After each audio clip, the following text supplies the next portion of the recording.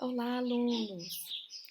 Aqui na disciplina DPP2, a gente vem discutindo aspectos da comunicação do médico com o seu doente, aspectos dessa relação, e passamos agora a discutir essa comunicação em alguns em alguns contextos mais desafiadores.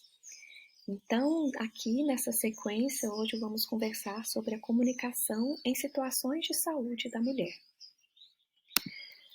Bom, eu gosto muito da psicologia do ciclo da vida, porque considero que prepara o médico para estar mais atento quais são os aspectos de fragilidade, de vulnerabilidade daquela época da vida, né, do que acontece na infância, na vida adulta, na vida do idoso, e estar atento ali aos fatores de risco essas vulnerabilidades, e também às potencialidades, né? Quais são ali as principais habilidades, os fatores que devem ser reforçados nessa etapa de vida.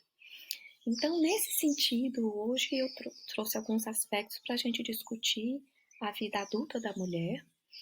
E diante de uma mulher, a gente tem que estar atento a alguns aspectos de vulnerabilidade, porque a mulher tem aí ao longo da história e carrega uma história de luta a muitas adversidades. Ainda hoje existe ao redor do mundo várias culturas muito perigosas e danosas à vida da mulher, em que são marcadas por violência, por morte, feminicídio, por desigualdades muito marcantes, né? Desigualdades de gênero com relação ao acesso à saúde, à educação, ao trabalho. A mulher ainda tem uma baixa representatividade na política ao redor do mundo, né? Na representatividade como um todo na sociedade. Então, aí é uma vida marcada por esse enfrentamento, né? Dessas situações adversas. Diante de uma mulher também, a gente precisa chegar com um respeito imenso, porque em contrapartida a toda essa possível fragilidade, a mulher tem um potencial imenso de superação, né, de regeneração, de capacidade de amar, de cuidar, de gerar vida no seu sentido amplo. Né? Então, merece todo o nosso respeito. Então, alguns aspectos aqui eu trouxe para pontuar, para a gente ter sempre em mente quando estiver, então, atendendo uma mulher, estiver diante de uma mulher. O primeiro aspecto é a questão da violência. A violência contra a mulher é algo presente em nosso meio, em todo o mundo, e que vai marcar a vida de uma mulher de uma forma ou de outra. A Organização Mundial de Saúde indica que 1 em 3 mulheres em todo o mundo sofrerão algum tipo de violência física ou sexual por parte do parceiro ou de terceiros durante a vida. Então, ou a mulher é impactada por alguma violência que sofreu, ou ela é impactada pelo receio, pelo medo de sofrer alguma violência e precisa modificar o seu comportamento, sua vida em decorrência disso. Algumas definições. O que é violência de parceiro íntimo? Hoje que é popularmente chamada de violência doméstica, né? Mas esse é o nome corrente assim proposto pela Organização Mundial de Saúde atualmente.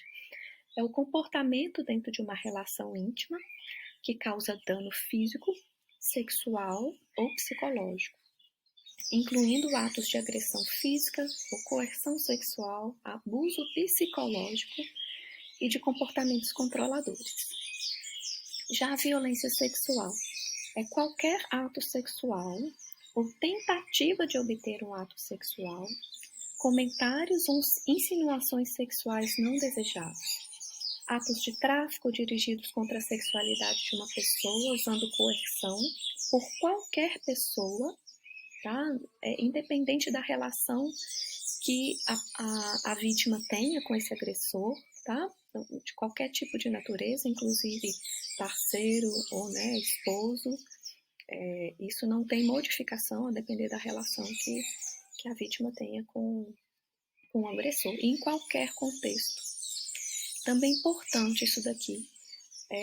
A violência sexual não é limitada à penetração da vulva ou ânus com o pênis ou outra parte do corpo ou objeto.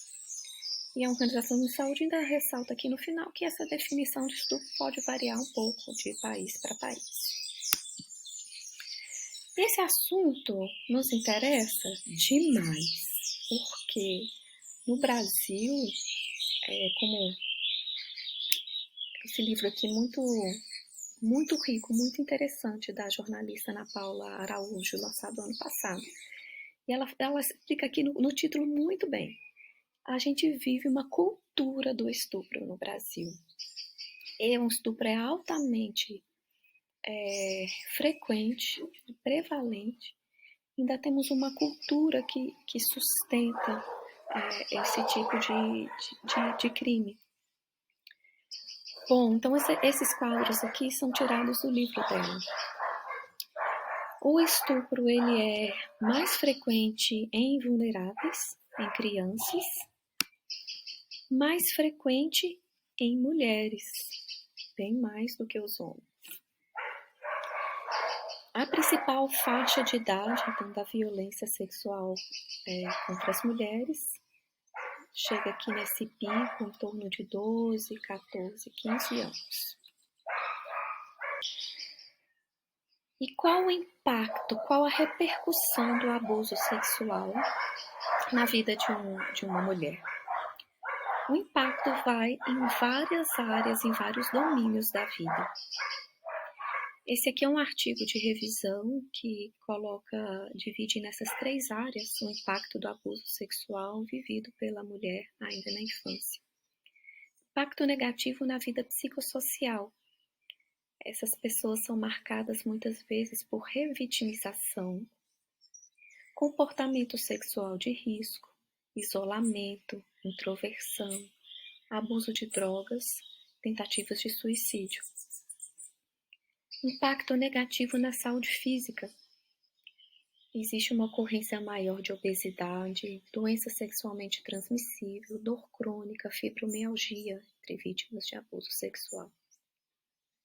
Vulnerabilidade a transtornos mentais, transtorno conversivo, transtorno de personalidade, especialmente o transtorno borderline, depressão, ansiedade, transtorno de estresse pós-traumático. O que a cultura do estupro acaba provocando nas mulheres? Existe uma forma cultural de responder ao crime da violência sexual, muitas vezes colocando a culpa na mulher. É o único tipo de crime em que a vítima é culpabilizada. Isso não é infrequente e isso, de certa forma, nós somos contaminados, impregnados por essa cultura do estupro, em que é preciso ter muito autorreflexão e percepção do quanto isso nos contamina. Então, esse é o primeiro convite que eu faço aqui a vocês, né? Estudantes de medicina, futuros médicos, que atenderão com certeza mulheres que foram vítimas de estupro. Então, queria que vocês se atentassem a observar o quanto vocês são impactados por essa cultura do estupro no Brasil. Então, a vítima, né, a mulher vítima desse comportamento, desse violento, desse crime, ela muitas vezes ela sente uma vergonha imensa de relatar o que sofreu, vergonha de falar à família, vergonha de falar às pessoas com que ela convive, vergonha inclusive de fazer a denúncia desse crime. Ela tem medo, ela sente culpa. Culpa essa que é impregnada pelo comportamento da sociedade, pela resposta que a sociedade dá a esse crime. Então, essa mulher que já foi vitimizada, né, já foi violentada no seu corpo, no seu direito, na sua dignidade, quando ela chega, quando ela tenha aquelas que têm a coragem de falar, de procurar uma delegacia, né, procurar aí o Estado que a proteja e que a faça justiça, ela ainda muitas vezes é novamente vitimizada, seja nas delegacias, inclusive nos serviços de emergência médica, em que muitas vezes ela é ridicularizada, ela é humilhada, e ela não é protegida, ela não tem sua voz aí validada. Na justiça também, muitas vezes ela é desacreditada. Isso não é incomum, a gente vê essas histórias corriqueiras, notícias de jornal, né? Como que a resposta, né, que se tem, muitas vezes a voz da mulher tem menos valor da voz do homem ao explicar ali o que aconteceu. Depois de passar por todo esse processo, né, ou a mulher se calou, se silenciou e vai carregar essa história aí como um segredo, né, aí dentro do peito, outras irão falar, né, tentar buscar por essa justiça, enfrentarão essas N adversidades em delegacias, nas emergências, no IML, acompanhando esse processo judicial e podendo ser revitimizada diante nesses contextos, nessas situações. Então, tanto vocês poderão ter contato com essas mulheres nesses serviços, né, de emergência, em que vocês precisarão ter ali empatia, respeito e acolhimento, atentos a essa questão cultural que vivemos no Brasil, que precisa ser transformada. Ou vocês atenderão essas mulheres que têm essas histórias de violência sexual, de abuso sexual, e que, né, carregaram isso como um segredo ao longo da sua vida e que vão estar presentes muitas vezes em contextos de saúde, inclusive como repercussão dessa vivência. Então, são mulheres com dores crônicas, são mulheres com transtornos de sintomas somáticos, são mulheres com quadros psiquiátricos, né? Em diversos contextos clínicos, vocês possivelmente atenderão essas mulheres que têm história de abuso sexual. E muitas vezes o contexto clínico, né, vocês poderão ser as primeiras pessoas com que elas irão se abrir, com que irão falar dessa vivência. E é claro que você reestruturar uma memória dessa, num evento de vida dessa, dentro da sua própria história, é claro que é altamente benéfico, né, e favorável para a sua saúde como um todo, né, física e psíquica. Então muito, veja que local assim delicado, de certa forma privilegiado, muitas vezes o médico pode estar ao acolher essa mulher. Isso não vai ser incomum de acontecer entre ginecologistas e obstetras, entre os médicos que especialistas em dor, entre os psiquiatras também é muito comum. Então, estarmos atentos, né, e abertos a esse aspecto. Então, aqui, né, deixo o meu recado para atenção a essa superação da cultura do estupro, empatia nos atendimentos de emergência das vítimas, atenção à história de abuso sexual, abre espaço para diálogo, atenção à vulnerabilidade das mulheres com história de abuso sexual em vários domínios, né, físicos, psíquicos, sociais, acolher, instruir, denunciar e fazer essa autoavaliação, né, de como você reage dentro desse contexto. E o outro aspecto que eu vou trazer está relacionado à parentalidade, a gestação, o parto, o pós-parto, esse é outro ciclo da vida da mulher, que é um período de grande potencialidade, né? A mulher se transforma, cresce, se realiza, muitas vezes aí a gerar uma criança, né? A ter uma criança. Mas é também um momento de muita vulnerabilidade, em que ainda precisamos de progressos na assistência aí a gestação, parto e pós-parto, então queria ressaltar alguns aspectos aqui para que vocês se atentassem. O primeiro aspecto é que na gestação nós conhecemos aí as N modificações que o corpo físico passa, né? Todos os sistemas são afetados para abrigar aqui o feto e proteger e permitir essa gestação e nutrir, permitir o crescimento. O corpo da mulher se modifica como um todo. Mas a gente não se atenta o quanto o aspecto psíquico da mulher também necessita passar por N adaptações, né? Na sua imagem corporal, na sua vida na sociedade, no seu lugar dentro do relacionamento afetivo, na sua vida de trabalho, na sua vida dentro da sua própria família, na sua vida financeira. São muitos aspectos em que a mulher tem que se adaptar.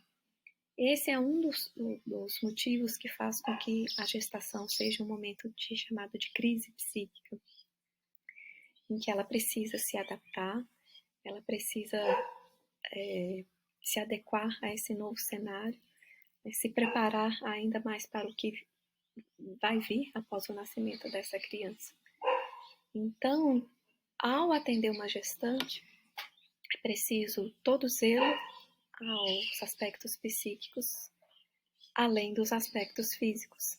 Então, esse aqui é o aspecto que eu queria apontar a vocês, para atender integralmente uma mulher gestante, né? Não só estar atenta aos aspectos físicos, né? Ao bem-estar da mulher e dessa criança, mas os aspectos psíquicos também.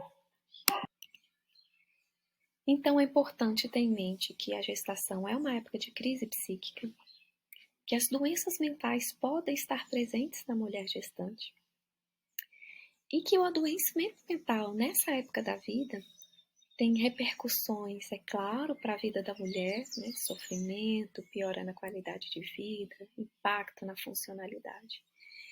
E impacto também para o feto, né? Hoje em dia cresce muito essa compreensão do quanto a vida fetal pode trazer uma programação, né? Modificações epigenéticas, e levar fatores de risco ou de proteção ao longo da vida daquele indivíduo. E o adoecimento mental na gestação pode ser um fator de estresse e um fator desfavorável à vida desse indivíduo posteriormente. Então, é muito importante estarmos atentos também aos aspectos psíquicos de uma mulher gestante. Então, resumindo aqui, atenção, a gestante precisa também de saúde mental. As mulheres que já têm transtorno mental, seria ideal que elas tivessem suas gestações planejadas, onde fosse possível, né, verificar se o transtorno mental está em uma fase estável, controlada, se o tratamento vai ser mantido, vai ser modificado, pode ser suspenso, que haja um planejamento, seria o ideal. E outra coisa que temos que ter em mente também é que os transtornos mentais devem ser identificados, monitorados e tratados também na gestação. Bom, seguindo em frente então nesse ciclo gravídico puerperal, falando um pouco sobre o parto, um momento tão esperado, né? Pela mulher, pela família, pelo médico também, né? Durante todo o pré-natal vai se falando desse parto, se preparando para esse parto. É um momento em que nada pode dar errado. Se preocupa ali com a vida dessa mulher, com a integridade dessa mulher, com a vida desse bebê. É um momento assim mágico, mas também um momento de muita atenção para a mulher e para o médico, porque tudo tem que dar certo, não é? E eu queria atentar aqui para o aspecto, né? Sempre aqui estou fazendo o papel de levantar os aspectos psíquicos, né, desse ciclo da vida, que é um momento que a mulher precisa de muito suporte nos aspectos psíquicos também. Muitas estão nesse momento do parto com um medo imenso, né? O medo da morte, o medo de complicações, né? Inseguranças. Então, ela precisa de suporte psíquico, afetivo nesse momento, para promover sensação de segurança. Ela precisa de muito respeito, de ter sensação também de controle no momento do parto. Então, é importante pensar no bom desfecho clínico, mas também num bom desfecho psíquico, que tenha sido um evento também em que a mulher se sentiu bem, se sentiu amparada e que tudo correu bem no aspecto também emocional. Bem, é importante a gente saber que o parto pode ser um trauma psíquico para a mulher. Mesmo os partos em que o médico considera que tudo correu bem, o parto foi um sucesso, ele pode ter sido vivido pela mulher como uma vivência extremamente dolorosa, danosa e traumática. Uma memória que é difícil para ela carregar. E isso pode trazer repercussões importantes para a sua vida psíquica, para o seu planejamento familiar, né? Programação de outros partos, de outras gestações. Então, pode trazer impacto significativo para a vida de uma mulher a vivência de um parto traumático. Geralmente, as mulheres que vivenciam o parto como um trauma, elas vivenciam esse momento com um medo intenso da morte. Seja esse medo real, né? Existem partos complicados, com complicações, né? Que realmente existe risco risco da morte do recém-nascido, ou não. A mulher vivenciou com medo intenso de morrer ou com medo intenso de perder seu recém-nascido. Vivido também com uma sensação de muita impotência, ela não pode fazer nada diante naquele momento ou diante daquela complicação. Viveu esse parto com uma sensação de desamparo imenso, falta de controle ou de dor muito intensa. A dor intensa pode ter um efeito psíquico traumático. Ou ela viveu durante esse parto alguma experiência, né, em que sua dignidade foi ferida, ou a sua integridade física foi ameaçada, ou viveu alguma experiência humilhante. Bom, pessoal, meu recado aqui, meu recado principal com relação à assistência à comunicação com a mulher no ciclo grávido puerperal, nesse momento do parto, é a atenção à superação da violência obstétrica. Esse é um termo que ganhou nome popular, né, sobre a má assistência da equipe de saúde à mulher no momento do parto. Então, como eu vim pontuando, o momento do parto é um momento de fragilidade para a mulher, em que ela tem medo, em que ela tem insegurança, em que ela não sabe o desfecho, que ela não sabe o que fazer com a dor, em que ela não sabe se comportar. Muitas terão um comportamento, né, se sentirão mais descontroladas nesse momento do parto. E, infelizmente, em contrapartida, né, esse momento de tanta vulnerabilidade, necessidade de respeito, de suporte, e não é incomum a gente escutar uma equipe de saúde impaciente ou omissa, né, em estar presente, em dar informações, em acolher, ou muitas vezes desrespeitosa, em que faz piadas, tem comentários irônicos ou comentários realmente desrespeitosos e que ferem a dignidade de uma pessoa. Isso é triste saber que isso ainda acontece, né? É muito incompreensível, né? Isso não é esperado de um médico, de uma equipe de saúde, num momento desse de fragilidade, que é o momento do parto para a mulher. Então, aqui o meu convite a vocês é se atentar a esses aspectos e trabalharmos na superação da violência obstétrica. Ter o máximo possível de informação a essa mulher da evolução do trabalho de parto dela, como as coisas estão caminhando, do que você está observando. Informe todos os procedimentos que são necessários, a informação, você saber o que está acontecendo, você saber os próximos passos.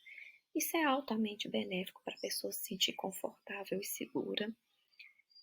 Dentro do possível, respeite as preferências da mulher, né, de quem vai estar com ela nesse momento do parto, né, sobre questões de posição, de que ela se sente mais confortável. Dentro do possível, respeite essas preferências. Promova esse suporte, né? Pergunte se ela está bem, pergunte do que ela precisa, né? Dentro do, né? Se está a seu alcance, fazer com que essa mulher se sinta mais confortável, faça. Um controle de dor adequado é muito importante na assistência ao parto. A gente, aqui no Brasil, a gente ainda está caminhando nesse sentido, mas é outro fator muito importante, sejam medidas farmacológicas ou não farmacológicas, é importante investir no controle de dor no momento do parto. Esteja atenta ao estado psíquico dessa mulher, especialmente nas mais vulneráveis, mulheres que já têm transtornos psiquiátricos, mulheres com história de ter muito medo do parto, mulheres que têm história de abuso sexual. Então, todas essas mulheres que viveram gestações já complicadas, gestações de alto risco, são mulheres que vão precisar de mais atenção nesse momento do parto e respeito humano, minha gente. Bom, vamos agora ao pós-parto, que eu coloquei aqui pós-parto prova de fogo. Pós-parto é considerado o momento de maior vulnerabilidade ao adoecimento mental na vida da mulher. Então, é um momento para aquelas que já são portadoras de transtornos mentais, de terem recaídas, de terem agravamento, agudização dos seus quadros. E aquelas que não têm ainda, não tiveram história de transtorno mental, também podem adoecer no momento do pós-parto. Seja quadros depressivos, ansiosos, transtorno obsessivo compulsivo, além de quadros psicóticos. Então, aqui, né, um olhar ultra atento. Todas as mulheres, todos os médicos que, de certa forma, vão trabalhar com mulheres no pós-parto, né, ginecologistas, obstetras, os próprios pediatras, né, enfermeiras que darão aí assistência, precisam estar atentos a essa vulnerabilidade ao adoecimento mental. Precisa fazer parte de toda a entrevista de uma mulher no pós-parto, avaliar os aspectos psíquicos. É importante a gente ter em mente que o adoecimento no pós-parto traz sofrimento para a mulher, impacto negativo na sua vida, existe o risco de suicídio e de suicídio acompanhado de neonaticídio ou infanticídio nesse momento da vida. E que as repercussões são não só na vida da mulher, mas na vida da família e na vida da criança também.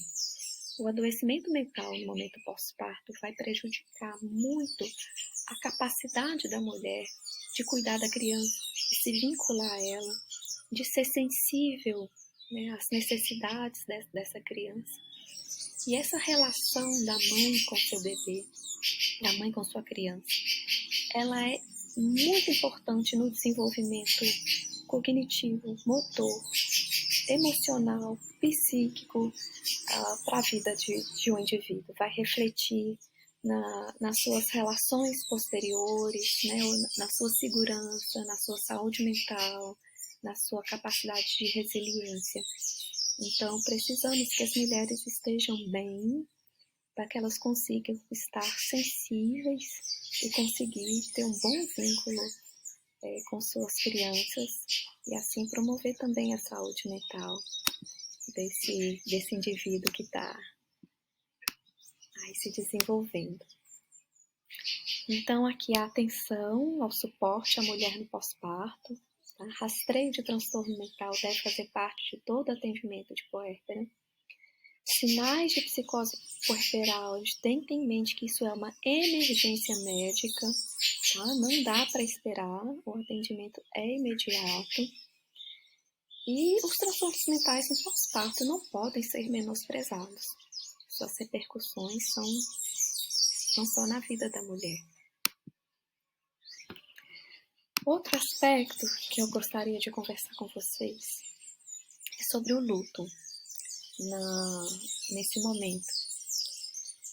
E já está aqui a imagem, então eu já vou fazer a indicação do filme que está atualmente no Netflix, Pieces of a Woman, em que vai nos fazer experimentar, né, o que é passar pelo luto nesse período perinatal.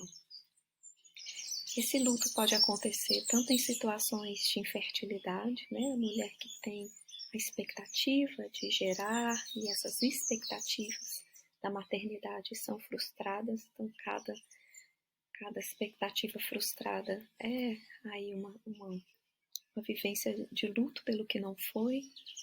As situações de abortamento, seja abortamento precoce ou não, as situações de morte fetal, né, aquelas que acontecem após 23, 24 semanas de gestação, que a mulher terá como produto dessa gestação um natimorto, e a morte precoce, a morte no período neonatal, em que a criança, né, nasce viva e sofre alguma complicação. Bom, o que é importante a gente se atentar nessa situação do luto perinatal?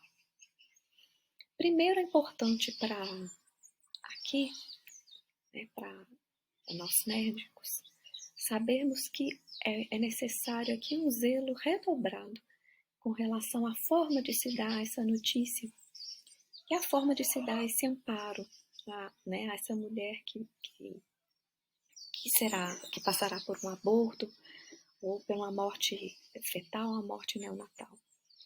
Então, usar todos os recursos que também é parte da nossa discussão aqui na disciplina, né, de preparar esse cenário, de prestar atenção a esse estado mental dessa mulher, de dar essa notícia com empatia, com uma qualidade efetiva, né, de comunicação na hora de se dar essa notícia e acolhendo os estados emocionais.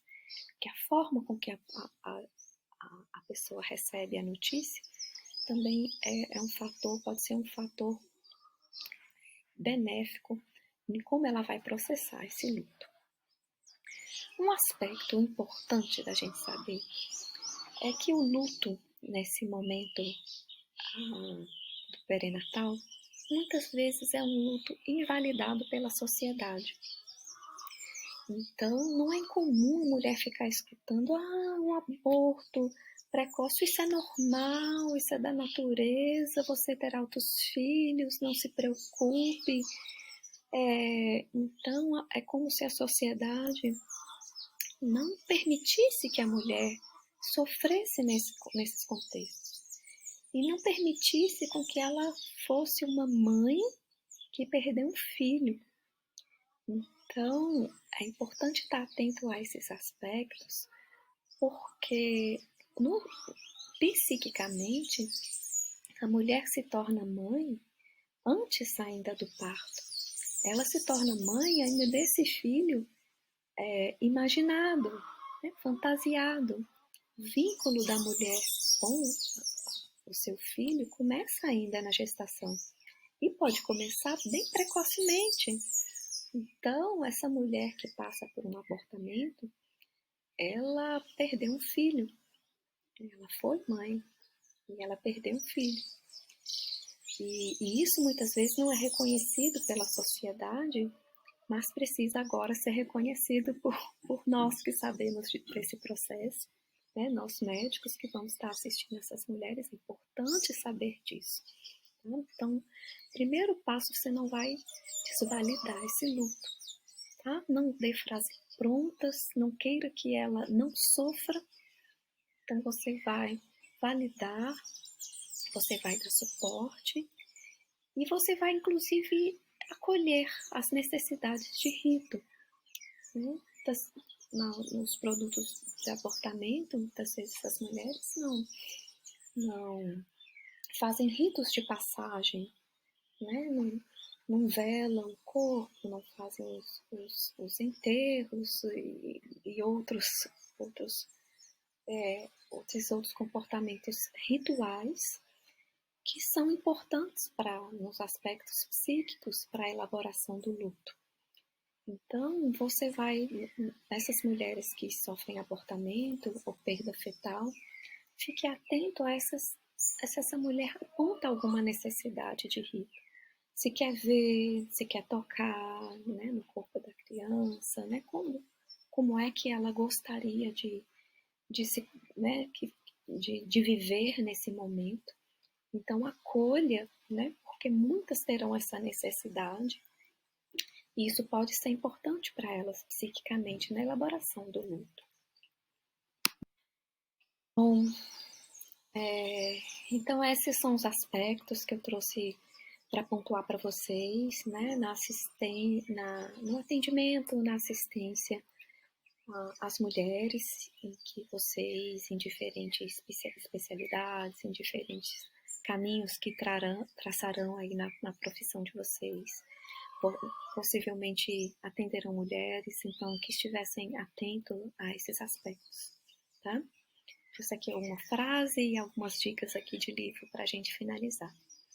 Nossas mentes estreitas sequer serão capazes de compreender tudo o que poderíamos ganhar se as mulheres fossem livres para se desenvolver sem medo. Algumas dicas de livros. Atrapalhando aqui. Mulheres que correm com lobos, para quem realmente quer se aprofundar nos aspectos psíquicos da mulher. Clarissa Pinkola Estés é uma psicóloga, analista junguiana, então vai trazer algumas histórias, contos de fadas e discorrer sobre aspectos psíquicos do feminino. Outros jeitos de usar a boca, de Kupikal, é um livro de poemas dessa mulher que foi vítima de abuso sexual e fez aí um caminho de superação, inclusive superação também pela escrita.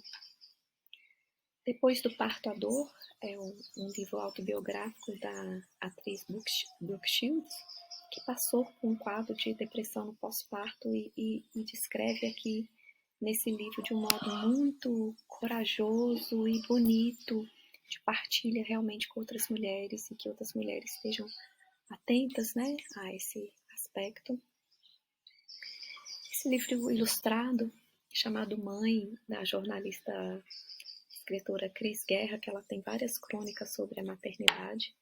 Aqui é uma dessas crônicas dela e foi ilustrado, que nos dá um pouco de perspectiva do que é a maternidade, né, e o quanto isso é tão plural, assim, as reações emocionais e vivências da mulher nesse momento, que é difícil de definir.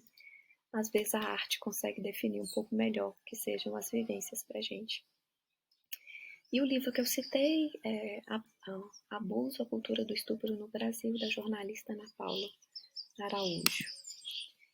E esse documentário, gente, de um fotógrafo francês, Arthur Bertrand, chamado Mulher, esse documentário, em que ele filma, fotografa e entrevista mulheres em diversos países, diversos contextos, e assim, brilhante para nos sensibilizar que é a vida da mulher. Eu já brinquei em outras aulas que vocês assistirem esse documentário não precisava ter escutado nada do que eu falei até aqui e já sairiam, né, mais atentos a esses aspectos do feminino. Então os assuntos que eu trouxe para hoje, para discutirmos. Espero os comentários de vocês no fórum, para a gente dar sequência à discussão desse assunto. Espero realmente que a partir de hoje e na vida profissional de vocês consigam estar atentos a esses aspectos, tá? As mulheres vítimas de violência, as gestantes, a assistência à mulher no momento do parto, a atenção à saúde mental da mulher no pós-parto e o cuidado, né, e a validação das mulheres que passam por luto no período perinatal. Grande abraço para vocês e bons estudos.